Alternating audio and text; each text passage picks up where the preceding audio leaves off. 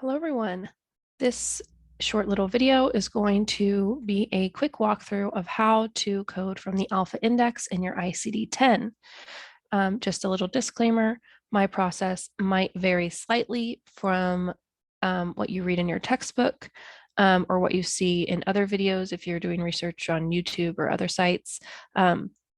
We're all doing the same thing. It's just the way I explain it might be slightly different. I always try to explain it from my perspective and what works best when I am actually coding. So if you find another method or explanation to work better for you, that's totally fine. But the key points are all going to be the same. You should always be coding from the alpha. So let's get started and we will break this down. So how to find diagnosis codes in the ICD-10-CM. So the main manual that we're working with this semester is that ICD-10, and the ICD-10 includes exclusively diagnosis codes. So those are codes related to what is the reason for the encounter, what is wrong with the patient. It's not going to be medications or surgeries or anything like that. It's exclusively what is wrong with the patient.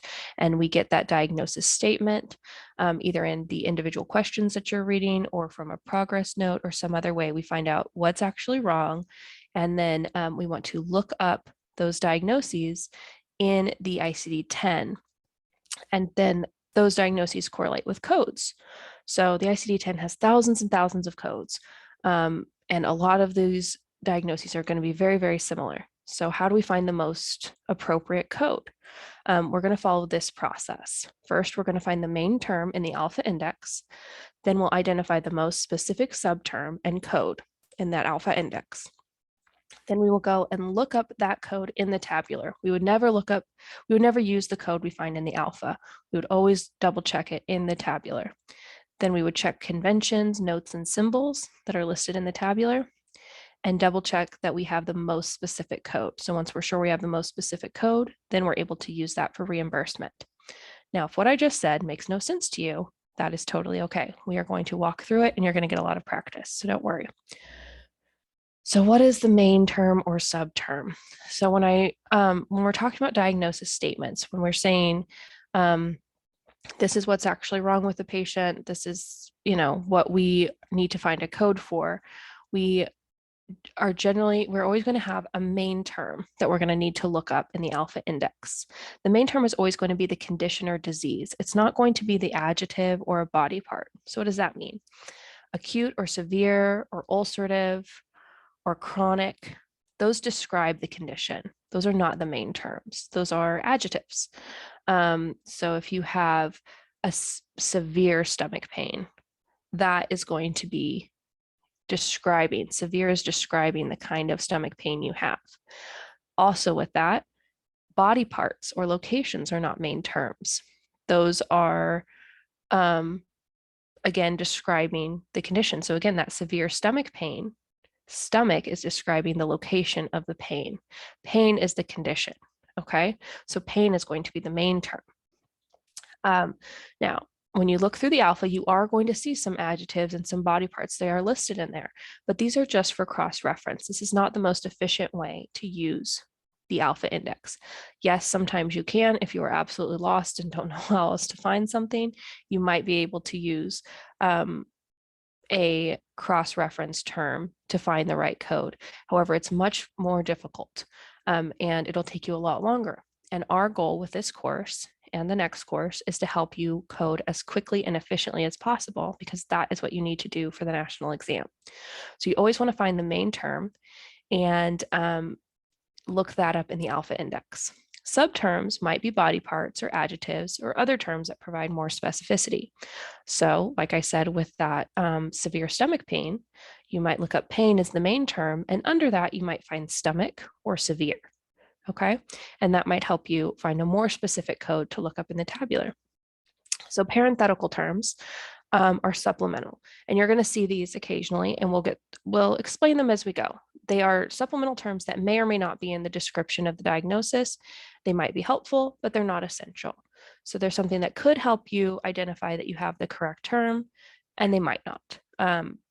But you will see them in the alpha index. Don't panic if you are using a main term, and the parenthetical term is not listed in your diagnostic statement, okay? Again, if this is not making sense yet, don't panic.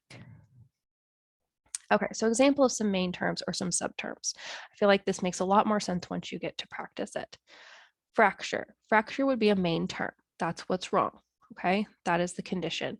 The subterm would be the body part, or the type, traumatic. So if you had a traumatic foot fracture, those would be the subterms. Anemia would be a main term. The subterm would be the type of anemia. So chronic or another facet of the anemia. So maybe you had a post-procedural anemia. Necrosis. Now here I have ischemic in parentheses, and this would be a good example. So you might see ischemic necrosis in the diagnostic statement, or you might just see necrosis. If you looked up this term, you would still be using necrosis as the main term. And then ischemic would just help you specify that, yes, you have identified the right term. You'll also see in here, occasionally in the alpha, you will have a see also note. And this will help you identify the more specific term if you are not finding the correct subterm underneath this main term. So it might direct you to another place. This is how we cross-reference conditions to find the most specific term. We'll get lots of practice with using see also terms and parenthetical terms as well. So don't worry if this is a little confusing right now. That's okay. We're not going to jump right into using all those terms yet, but you just want to be aware that the alpha index is going to have parentheses, and it's going to have some see also notes. It's going to send you to different parts. Don't worry, we'll practice. Again, under necrosis, which would be the main term, the subterm would provide additional specificity. So something like amputation stump necrosis. So that's going to be the necrosis of an amputated stump. That's a location. So that describes the type of necrosis. That would make it a subterm, okay? So let's do some examples and see if this makes more sense when we're actually practicing it.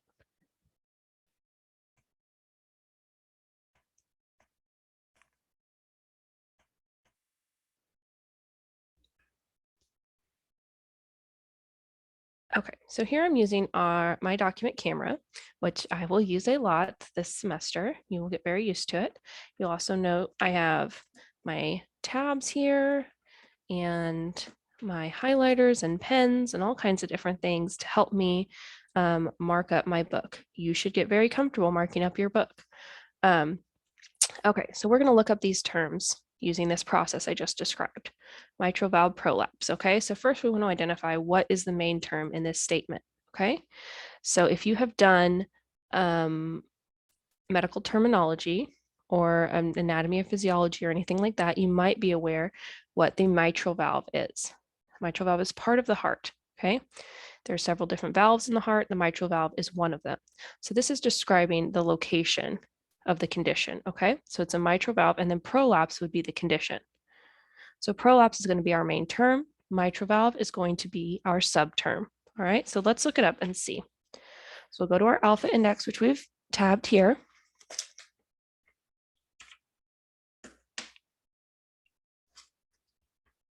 And we are going to look up prolapse.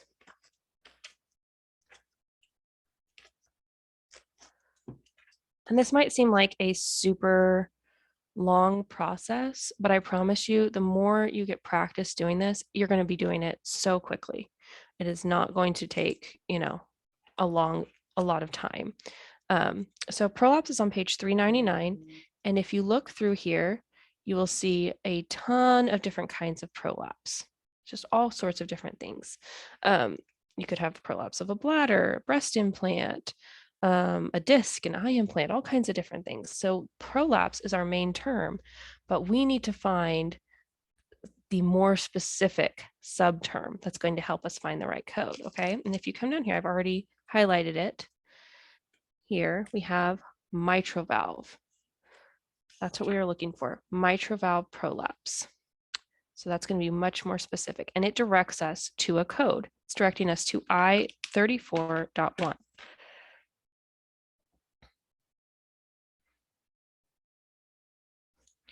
This is where it's directing us. So you might feel like, okay, I've got the code, I'm good. Nope, you would never code from the alpha. That's what this means. When I say coding from the alpha, that would be using this code without checking it. You don't want to do that, and we'll show you why. So you will go and look this code up back here in our tabbed sections. Remember, we tabbed all the different letters. We'll go to I34.1, and then we will look it up. Okay, so on 887, we've got I33, I34, I34.1. And what you can see here, so it says non-rheumatic mitral valve prolapse. So we didn't know anything about non-rheumatic. We don't know about anything about that. We do know mitral valve prolapse, and that this is what is referenced in the alpha. When we look up this term, mitral valve prolapse, it sends us to this code right here, okay? So then what we do once we come and check the tabular is we check all the symbols around it, around the code, and we make sure that it's the most specific code and there's no other directions that are sending us to other codes or telling us we need maybe another code as well in addition to this code.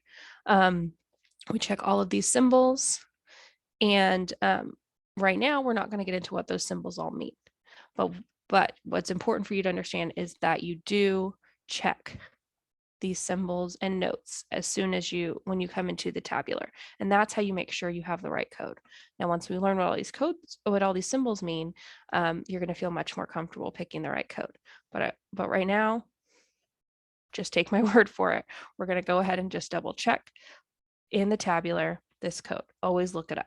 Okay, you're going to be tempted just to code from the alpha. Don't. Come and double check I34.1. That's the right code. Okay, now let's look up abdominal pain. So we'll go back to the alpha, and we are going to look up, I think I mentioned stomach pain earlier, so hopefully that gave you a hint. Pain is the main term. Abdominal is the location. So let's look that up. And as you can imagine, pain is going to have a ton of subterms, right? But you can have pain pretty much anywhere.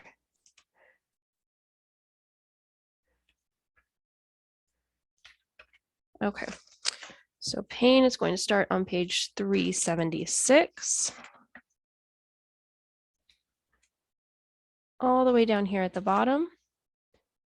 And as you'll see, abdominal is the very first term that's listed. So I'm going to highlight it here.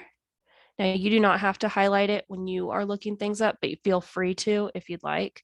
Sometimes it does help, particularly if it's something that you are going to code a lot. Feel free to highlight or mark up your alpha as much as you want.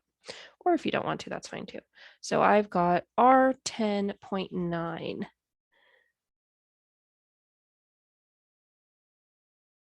Okay, so we're going to look this up in the tabular.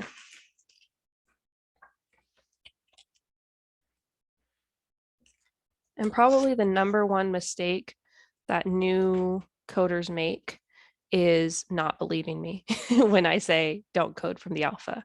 Okay, I know it's tempting, particularly when these first few weeks, there's not going to be a lot of variation in what you're looking up in the alpha versus the code you find in the tabular. But I promise you, getting into this practice is really going to save you so much time later on. Okay, so we are looking for R10.9. Okay, R10.9 is on page 1198, and it's unspecified abdominal pain. Okay, so we don't have any other symbols or notes here. Yes, we didn't say it was unspecified, but that's kind of the miracle of unspecified, is it doesn't have to be specified. But abdominal pain is what we are looking for here. That's what is referenced in the alpha. So this is going to be the correct code. All right. Now we're going to look at developmental dyslexia. So please go back to your alpha. We will look up, I don't know if you, so these other two codes, we had location as the subterm. Here we just have an adjective or something that is describing the type of dyslexia, okay? Developmental is the type of dyslexia, okay? So we'll look up dyslexia as our main term.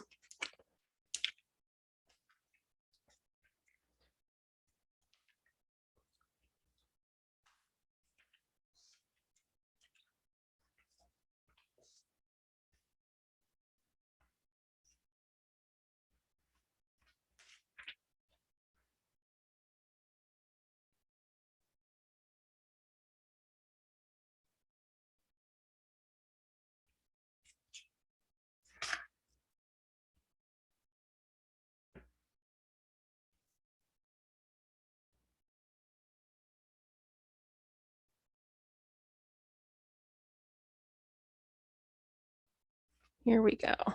Okay, so on page 232,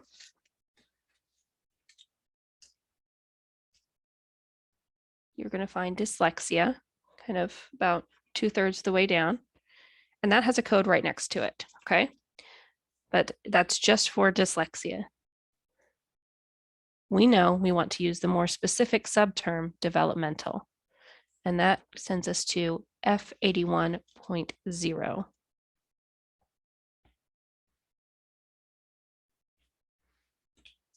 Okay, so we are going to go look that up in the tabular.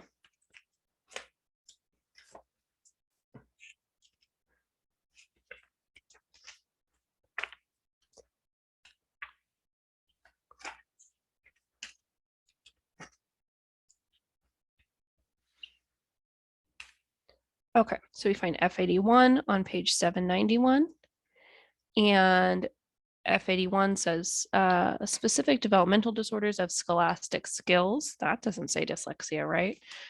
However, we know we are sent to F81.0, which is this code right here, and that's a specific reading disorder. And then underneath this code, we have developmental dyslexia, and along with a whole bunch of other different codes. It also has some excludes notes and other terms here, but this is not something we're going to deal with right now, but we know because our code is listed, or our diagnosis is listed here, and this is what was referenced in the alpha, we know that this is our correct code. So F81.0 is going to be our correct code here. All right. So hopefully this is making more sense as we go along. If not, that is okay. We're going to get more practice. Right now, I would focus on finding the main term. If you're feeling really lost, practice finding the main term. And remember that it's going to be the condition or disease. It is not going to be the location, a body part, or an adjective, okay? It's going to be the condition or disease itself, even if it's something as general as disease or syndrome or pain, okay? So practice that right now, and then go ahead and try looking up a few things using the alpha, okay? Just see if you can find a specific condition in the alpha and then cross-reference it here in the tabular, okay? Just practice. It doesn't have to be perfect right now. You're going to get tons and tons of practice as we go along. If this is all Greek to you still, go ahead and post your concerns in the discussion and we will work on them together, okay? It is okay if you're still feeling overwhelmed. That's totally normal at this point. But I do want to make sure we're addressing any specific concerns or anxieties right from the beginning, okay? All right, that's all I have for you on this video, and I will do some additional videos to help us learn more about these symbols. All right, thank you.